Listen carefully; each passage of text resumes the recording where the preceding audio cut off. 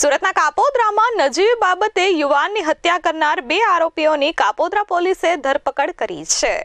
સુરતના કાપોદ્રા વિસ્તારમાં જમવાનું લેવા ગયેલો મિત્ર અડધો કલાક બાદ પણ પરત નહીં આવતા તેને શોધવા તેનો મિત્ર નીકળ્યો હતો। ત્યારે બાજુમાં આવેલી દુકાનમાંથી અવાજ આવતા તેને શટર નીચેથી દુકાનમાં ડોક્યું કર્યું હતું અને ત્યાં મિત્ર ધ્રુજી ઉઠ્યો હતો।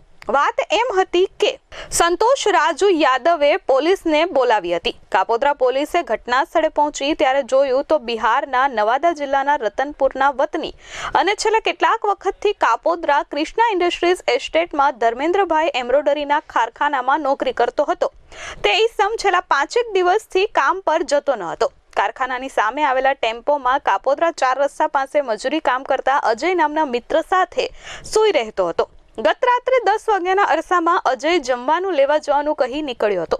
અડધો કલાક બાદ પણ તે નહીં આવતા તેને શોધવા માટે સંતોષ નીકળ્યો હતો અને થોડેક દૂર ચામુંડા એન્જિનિયરિંગ વર્કર્સ નામના કારખાનામાંથી અવાજ આવી રહ્યો હતો।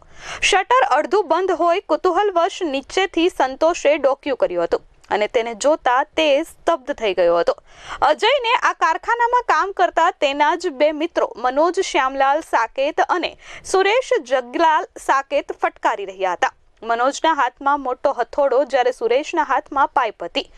જો કે સંતોષે આ દ્રશ્ય જોઈ આગળ જઈ તરત જ 112 નંબરમાં ફોન કર્યો હતો અને એક દુકાનના ઓટલા પર અજય જીવતો રહે તેવી પ્રાર્થના કરતો બેસી રહ્યો હતો। ત્યાં પહોંચેલી ઉત્તરાયણ પોલીસને શટર અંદરથી બંધ જોવા મળતા તેમને કાપોદ્રા પોલીસને તેડાવી હતી। મામલો ગંભીર હોય પોલીસે શટર તોડી નાખ્યું હતું।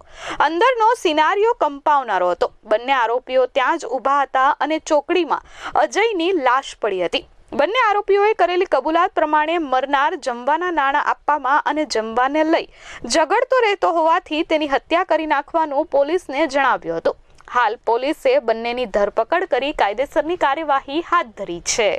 Bureau report S24 news Surat.